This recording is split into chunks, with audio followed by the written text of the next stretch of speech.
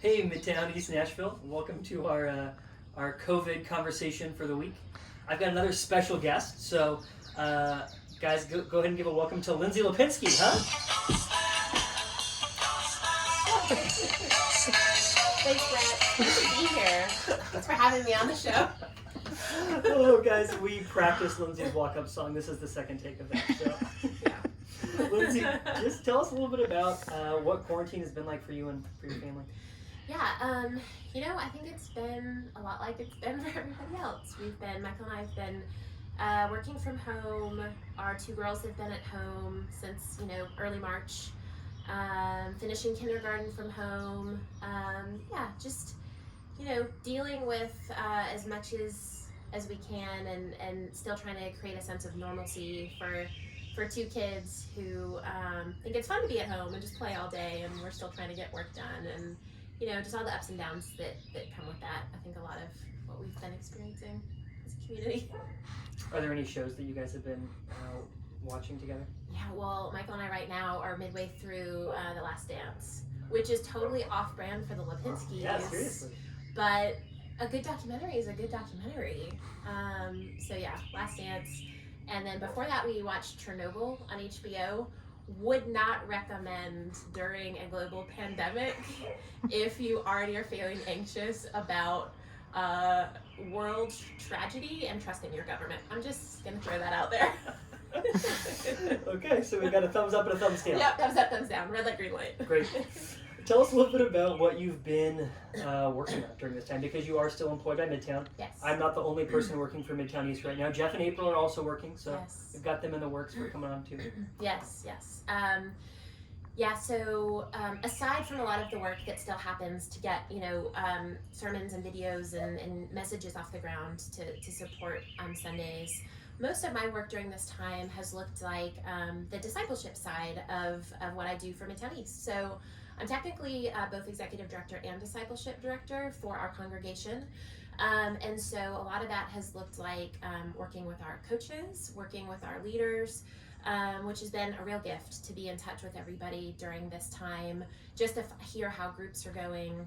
And when we can't all come together as a body of worshipers and see each other on Sunday mornings at Stratford, knowing that our groups are still going and that you guys are providing that community for each other has been a gift. So my work there has felt really rewarding because I just get to talk to you guys, maybe albeit via Zoom or just email or whatever that looks like, but it's still been good. Yep. Do you have anything you want to share about the summer kind of moving into this next season for us? Yeah, so if you've been around Midtown at all, you know that summer is typically a time when groups would take a little bit of a break. And that gives leaders a little bit of time to recharge and refresh and not have that weekly commitment.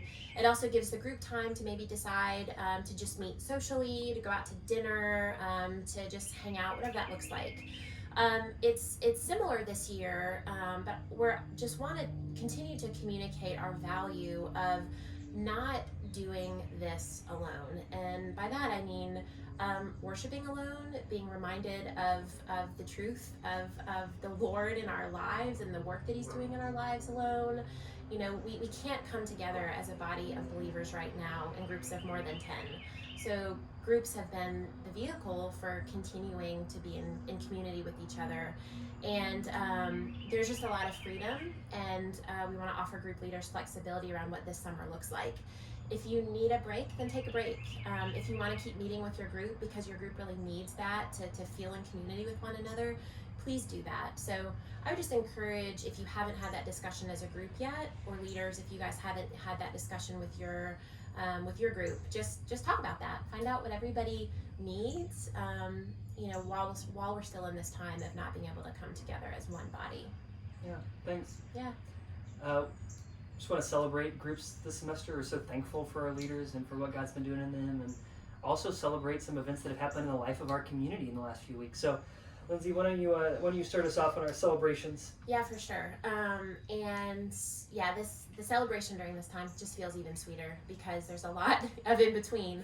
So we just want to celebrate Eric Warner and Tracia Hopkins.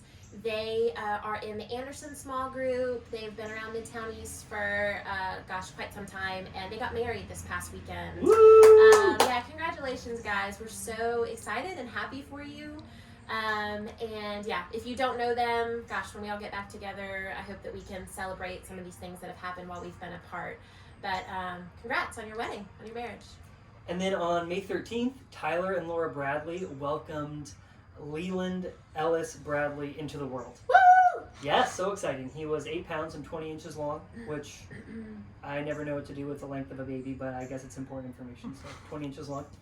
I was talking to Tyler yesterday, and he was just so thankful for his group, for how they've supported the Bradleys. They threw him a virtual baby shower, been bringing him meals, so well done, guys. Love that. And we're excited for you, excited to get to meet little Leland when we get back together. Mm-hmm. And Lindsay, will you share with us just before we kind of close up what the Lord's been teaching you in your life? Yeah, for sure. So, one thing that has I've been experiencing this time since March when we last met, this spring presents a lot of anniversaries in my life and for my family. Some sad and some happy. And so there's been weeks, just given the general quarantine anxieties and stress, and then some of the things that have been added on top of it, where I can feel like I'm on a little bit of an emotional roller coaster, just, high highs and low lows, and sadness and grief, and just all the things that come along with family and just life. And one thing that quarantine has done in this time is when I don't have as many external touch points, when I don't have coworkers to see every day, or running into other friends and moms at daycare drop off, that sort of thing, it's really forced me to go a bit more internal with working that out with the Lord, and taking some of those emotions, happy and sad, to the Lord, and doing some work on those before I just go to a friend for kind of an easy fix, per se, of just hearing from them in the moment and then feeling like I've dealt with it.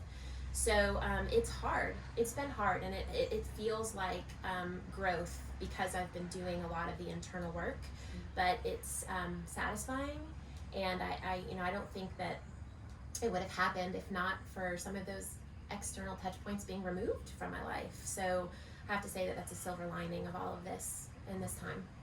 Well, thanks for joining us, Lindsay. Yeah, of course. Happy to be here at any time, Brant. We look forward to having you back to our COVID conversations for Midtown East sometime soon. Great. See you guys.